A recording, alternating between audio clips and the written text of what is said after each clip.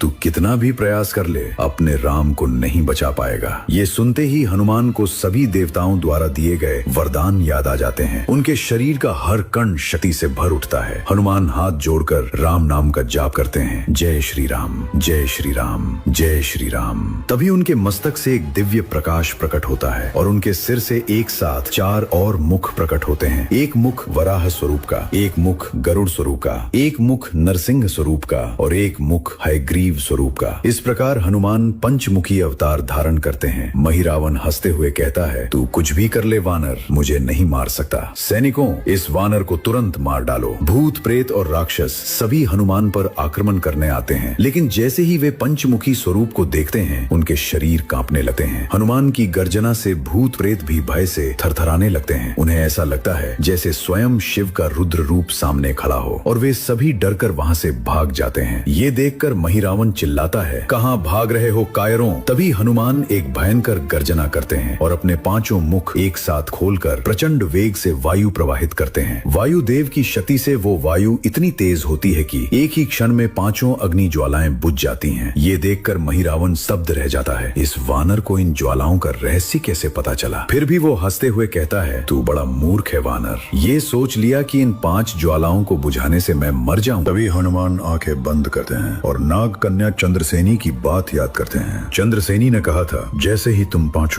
अग्नि ज्वालाओं को एक साथ बुझाओगे, काली माता की मूर्ति के सामने एक स्वर्णिम मधुमक्खी प्रकट होगी। वो मधुमक्खी बहुत तेज होगी, तुम्हें तुरंत उसे पकड़कर मारना होगा, तभी महिरावन का अंत होगा। अगर तुमने एक पल भी देर की तो 5 अग्नि ज्वालाएं फिर से जल उठेंगी और महिरावन पहले से भी कई गुना शक्तिशाली हो जाएगा। ये सब याद करके हनुमान आंखें खोलते हैं और देखते हैं वो स्वर्णिम मधुमक्खी उनके सामने प्रकट हो चुकी है। हनुमान तेजी से उस मधुमक्खी को पकड़ने के लिए बढ़ते हैं। तभी महिरावन उन्हें रोकने के लिए मायावी अस्त्र चलाता है। हनुमान उन सभी अस्त्रों को सहजता से टाल देते हैं और अपनी गदा सीधे महिरावन की छाती पर दे मारते हैं। महिरावन जमीन पर गिर पड़ता है। उसकी छाती पर गदा जकड़ जाती है। वो कितना भी प्रयास करे गदा को हिला नहीं पाता। इसी बीच हनुमान बड़ी मुश्किल से उस मधुमक्खी को पकड़ लेते हैं। हनुमान महिरावन के सामने खड़े होकर कहते हैं, तुझे और तेरे भाई रावण को कब समझ आएगा कि किसी स्त्री को उसकी इच्छा के विरुद्ध बलपूर्वक ले जाना उसी स्त्री के कारण तुम्हारे विनाश का कारण बनता है। आज तुझे मारने का उपाय भी उसी स्त्री ने बताया है जिसे तूने बंदी बनाकर रखा था चंद्रसेनी। आज तेरी मृत्यु निश्चित है। इतना कहकर हनुमान उस मधुमक्खी को अपने हाथों से